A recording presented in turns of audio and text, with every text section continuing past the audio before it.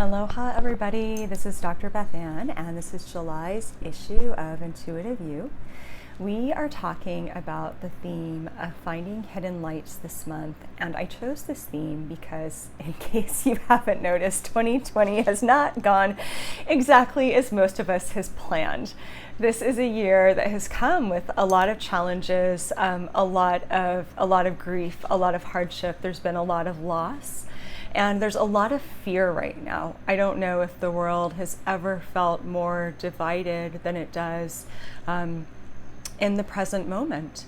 And I feel as people who are holding space for the light, who are here saying, I want to help heal the planet. I want to be a positive change on the planet. I want to be a force for good in this world, for love, for joy, however that rings true for you. I feel that we need to know how to work with destructive energies like fear in constructive ways so we can transform those energies into light. That's really what personal alchemy is. It's taking the ingredients of our life, things that might have been hard, things that might have been difficult, things that feel dark or shadowy within us, and it is working through them and finding meaning from them in a way that gives us higher perspective, in a way that helps us transcend whatever this situation was and transform it into something else entirely. And the best example I have of that is when I think about losing my brother Brent in 2016, and I think about my grief journey and all the horrible things I went through and all the horrible feelings that I felt. And grief is so painful when you're in the middle of it. It's just such a wasteland.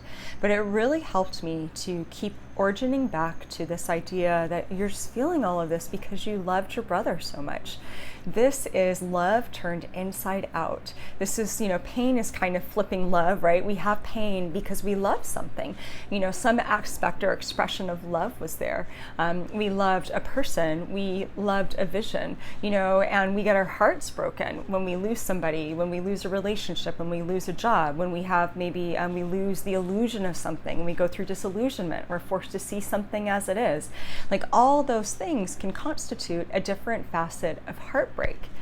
And when we can see that our heart is hurting, and it's because we loved, because we tried, because we put our heart on the floor, and we hoped for something, maybe our hopes were dashed. When we can see that it came from this place of goodness, this place of love, that allows us to begin to transform the narrative around it, to transform the energy around it. And when we transform the energy of something in our life, and I guess I'll just keep using Brent as an example. My story about Brent isn't that I lost my brother and it's 4 years later and I'm bitter and I'm resentful and I'm mad at life that happened to me. There's some part of myself, a part that feels a little bit younger, that will never understand and that will always miss him. But the story that I really choose to focus on with my brother is how much I loved him and how much I learned from grief and how much it taught me about how much I loved him, and that because of my love for him, we still have that telepathic heart connection. He's still here in spirit. We can feel our loved ones. We're always connected in the heart.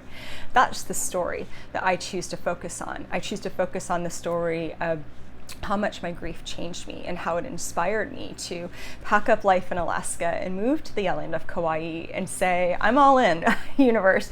I'm signing up for reinvention and I'm going to live more intuitively, spiritually, and creatively, no matter what that looks like. Those are the pieces I focus on, and therefore it took something like the grains of sand in the oyster and it transformed them and it created pearls.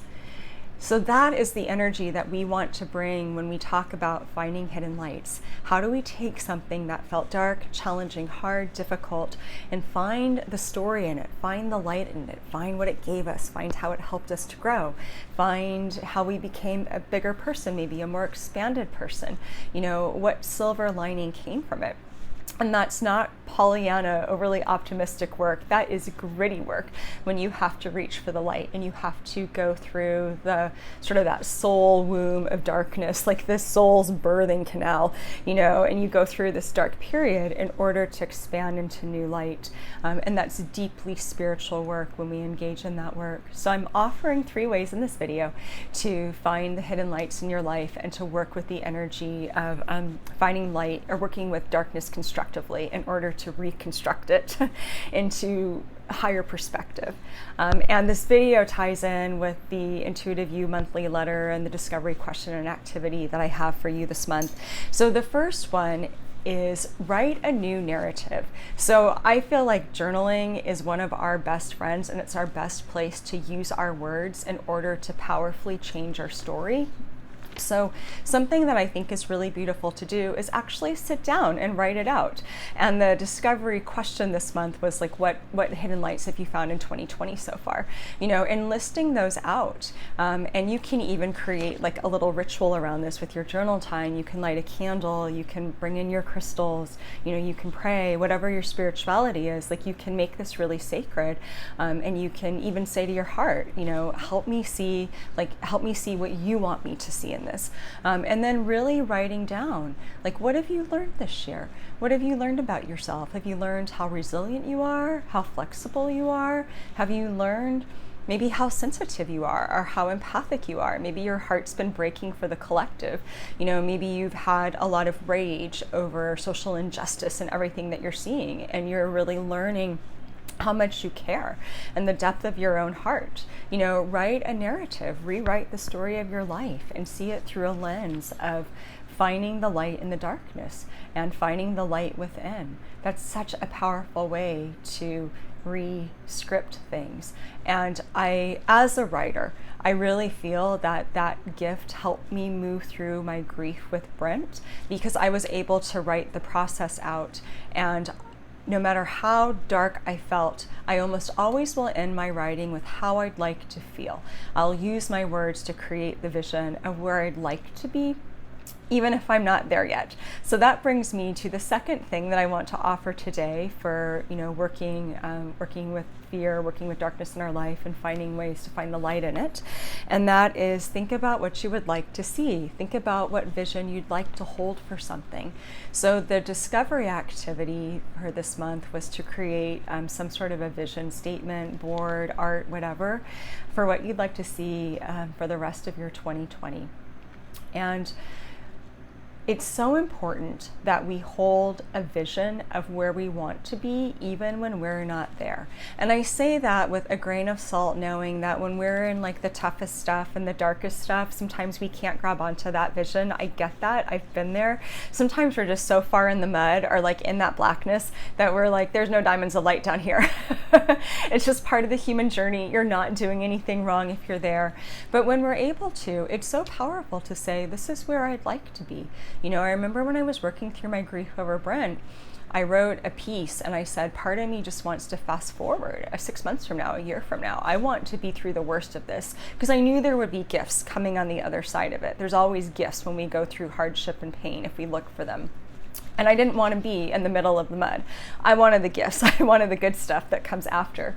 And I remember writing, but I know I will miss I'm going to miss out on the present moment if I were to be able to fast forward. And I'm probably going to miss collecting the ingredients that I need in order to find the gifts. So I choose to try and find peace, you know, with being in the darkness right now. Did I feel peaceful about the darkness? Not necessarily, but I was trying to hold a vision for myself of how I wanted to move through my grief.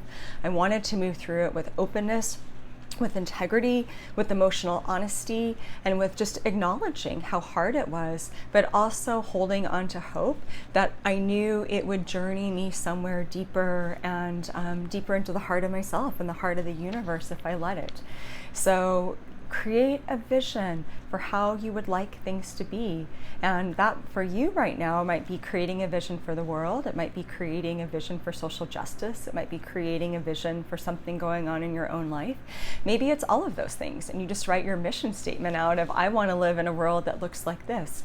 But that intention is so powerful because we're laying the energetic grid work, if you will, you know, sort of this energetic blueprint of the world that we would like to create.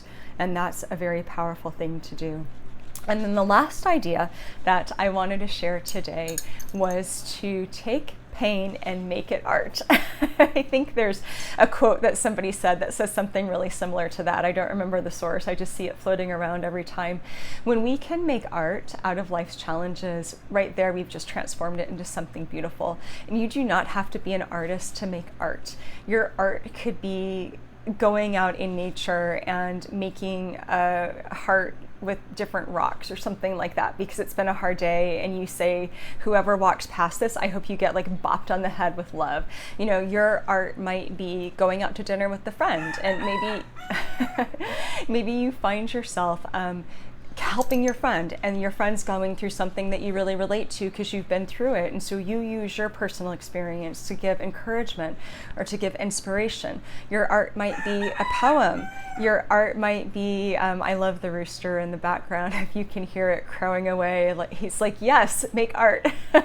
Your art might be a song. You know, it might be making a beautiful meal for your family or for yourself, and it's just an act of self-care. Your art could be anything, but when we can take difficult energy and transform it into something else, and it's really the intention, right? I'm making this to transform the energy, to bring more beauty into this world, to bring more inspiration into this world. A lot of times, if you read my writing, a lot of times what I'm trying to do in my writing is infuse the energy of the vision I want to see in the world, and the energy that I want people to find so they can feel healed. And I'll kind of just leave it in my little Instagram post or in my Facebook post or something like that. But I think about my writing as a way to, again, lay that energetic grid work of where we'd like to be.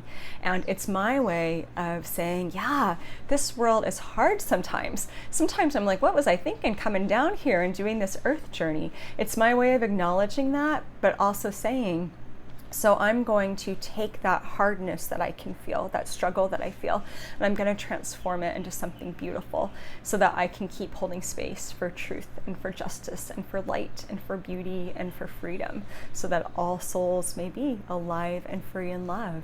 And boy, I want to live in a world where we all get there. And I think we've got a long way to go, but I will hold space for it. And how we hold space is by transforming our challenge, transforming our darkness, transforming our fears, transforming the hard stuff in our life so that we're not afraid of it. We're bringing it into our wholeness. We're integrating it in our experience. That's why we do inner work and shadow work, so it doesn't hold sway over us. And that's not something that we do perfectly. We just do the work as it comes up, and we realize I've got some work to do around this. So write a new narrative, create the vision of what you want to see, and make art this month in all the ways that speak to you. And I hope you have a beautiful July, and I will see everybody back here in August for August's edition of Intuitive You. And if you're catching this on YouTube, if you go to my website, BethAnneKW.com, you can sign up for the monthly newsletter where you actually get the activities and discovery questions and some other energetic support for your journey. All right, sending out beauty, love, aloha, and apparently lots of rooster crows. See everybody next month.